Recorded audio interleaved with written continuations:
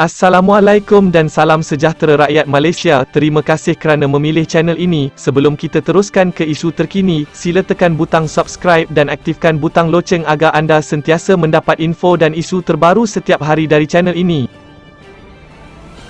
Seorang ahli parlimen PAS menggesa kerajaan supaya tidak melabel penagih dadah sebagai penjenayah.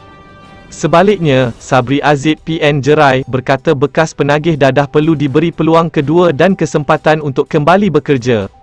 Saya menyokong langkah kerajaan untuk meminda undang-undang agar penagih dadah yang tidak terlibat dengan jenayah tidak disenaraikan dalam daftar penjenayah dan orang yang tidak diingini. Bekas penagih dadah wajar diberi peluang kedua untuk meneruskan kehidupan di luar pusat serenti dengan pekerjaan yang selayaknya. Justeru program rawatan pemulihan yang digunakan di Puspen AADK dikemas kini dengan cabaran realiti semasa. Modul pembangunan kerohanian perlu seiring dengan program kemahiran yang boleh diaplikasikan apabila mereka keluar dari Paspen, katanya ketika membahaskan rancangan Malaysia ke-12 di Dewan Rakyat hari ini.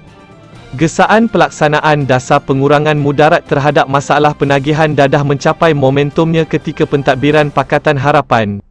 Pun begitu, polisi berkenaan tidak terabai apabila Menteri Dalam Negeri Hamzah Zainuddin memaklumkan pada Februari, Rang Undang-Undang Penyalahgunaan Dadah dan Substan Pencegahan, Rawatan dan Pemulihan akan menggantikan Akta Penagih Dadah, Rawatan dan Pemulihan 1983.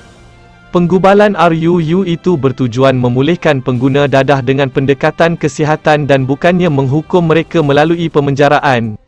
Sabri ketika berucap hari ini mengatakan modul pemulihan yang digunakan oleh Agensi Anti Dadah Kebangsaan AADK dan Pusat Pemulihan Penagihan Narkotik Puspen mesti dikemas kini untuk mencerminkan cabaran semasa.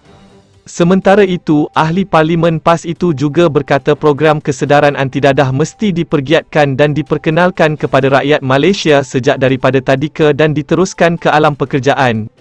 Semalam, Syed Saddiq Syed Abdul Rahman, bebas muar Syed Saddiq Syed Abdul Rahman, bebas muar mencadangkan supaya kerajaan meneliti perbincangan yang terperinci berhubung kelulusan ganja sebagai rawatan alternatif.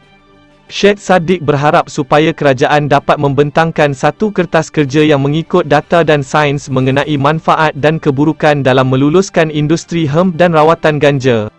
Katanya, kerajaan boleh mengadakan satu jawatan kuasa khas yang diwakili oleh pelbagai kementerian seperti Kementerian Dalam Negeri KDN dan Kementerian Kesihatan KKM berhubung perkara itu. Bercakap pada hari ini, Darrell Lee King, warisan penampang, berkata ganja perubatan boleh menjadi tanaman komoditi bernilai tinggi bagi negara ini. Saya mencadangkan kepada kerajaan, jika ada keberatan di Semenanjung untuk menanam ganja perubatan, mengapa tidak memberikan hak itu kepada Sabah, tambahnya.